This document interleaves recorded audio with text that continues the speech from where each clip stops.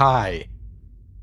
You're thinking probably that it's strange that a microbiologist like me should spend most of his academic career studying bad breath, smelling thousands of mouths and noses.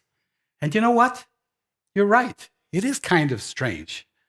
But look at it this way. I spent most of my early career studying things that people really didn't care about, such as respiratory control in Micrococcus lysodecticus. Groundbreaking research that was cited less than 5 times in 50 years. 40. I'm aging myself. It's better to work on something that everybody cares about. And boy, do we care about bad breath. I mean, we spend over $4 billion a year on breath mints alone. And looking at this wonderful audience, I ask you, is there anybody who doesn't worry about bad breath every now and then? How about right now? Anybody here who's sure that their breath is absolutely fine? I want to meet that. Oh, okay, wait a minute. I'm going to smell you soon. You see, bad breath is an embarrassing topic. Nobody likes to talk about it except me. So that's why I'm here, to talk about bad breath. Bad breath is bad in every language, in every culture. It's an ancient human condition. Mundgeruch, schlechte Adem, mauvaise haleine, kakosmia. That's the best. And we all worry about our breath, don't we? It's so strange, right? The crazy thing about bad breath, though, is that we can't smell it. We don't know when we have it. Why is that? Scientists have thought it's because we become accustomed to our own breath odors over repeated exposure. But I say that can't be, because after all, we can smell everybody else's breath except ours. So we did what any scientist would do, which is research. And we found something very interesting. We can smell our own mouth odors. Oh, that was bad. When we breathe out. The problem is, how do we categorize? How do we rank them? We rank them according to how bad we think they're going to smell, especially if we worry. And some of us worry a lot about bad breath to the extent that it ruins their entire lives. A young lady who married somebody she didn't love just because he didn't comment on her breath. A grandmother who couldn't hug her baby grandchildren. A physician who couldn't come near his patients for 25 years. He was afraid they would smell him. A lady who was sure that she had bad breath because her 80-year-old dad had bad breath. He did, but she didn't. And maybe the saddest, the lady who was so sure her teeth were smelling that she had all of her teeth extracted. And I could go on. Of course, then, there are those who don't worry about bad breath very much, and perhaps we should. Because research shows that 20% of us, the less worriers, have bad breath. And we all know somebody with chronic, foul, offensive malodor who doesn't know, nobody's told them. And they go through life with terrible personal and professional problems, and they never know. And that's such a shame, because I'm here to tell you good news about bad breath, which is that for the most part, it's fixable. People think the bad breath comes from the stomach, but it rarely does.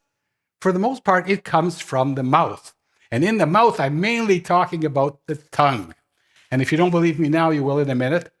Do the wrist lick test. Take out your tongues. I can see you. And wrist your lick. Lick your wrist. If you don't want to do it, you can do it at Spiti. And that's not where most of the odor is coming from. Most of the odor is coming from way back in your tongue, where there's billions of bacteria in a mucus layer. Stinky, sticky. And you have to get back. This is a good time to join me on stage. You can stand right over here.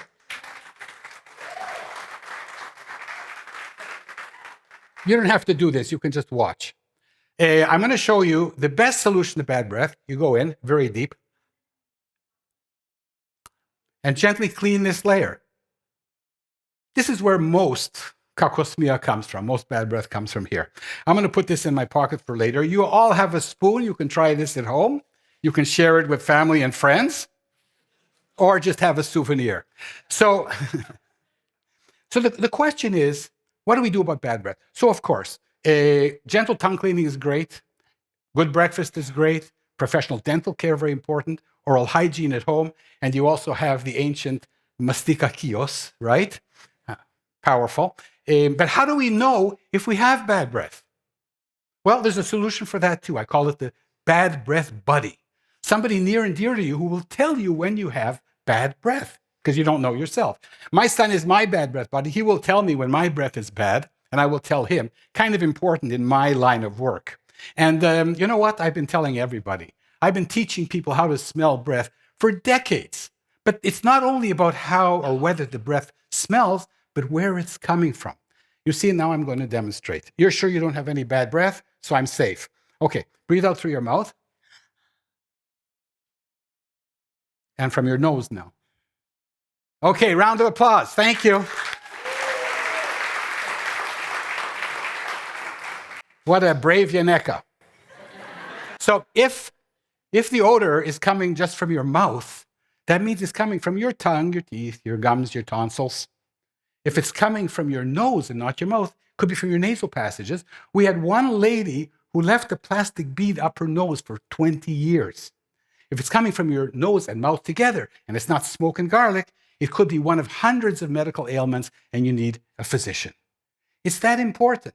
So, what do we do? If there's somebody in your family, somebody near and dear to you that you love, you tell that person, you have to, because it's so important. One lady did. She told her husband, you know, honey, I've been meaning to tell you this for years. Your breath smells. I made you an appointment. He looked at her. He said, honey, my breath smells? You're the one who has bad breath. They both came to visit me, and they both were right. You see, if there's anything that I've learned over the years, it's the first step in taking care of bad breath is talking about it. They say we shouldn't kiss and tell. But in this case, I think we should. So, ladies and gentlemen, who are you going to tell? Thank you very much.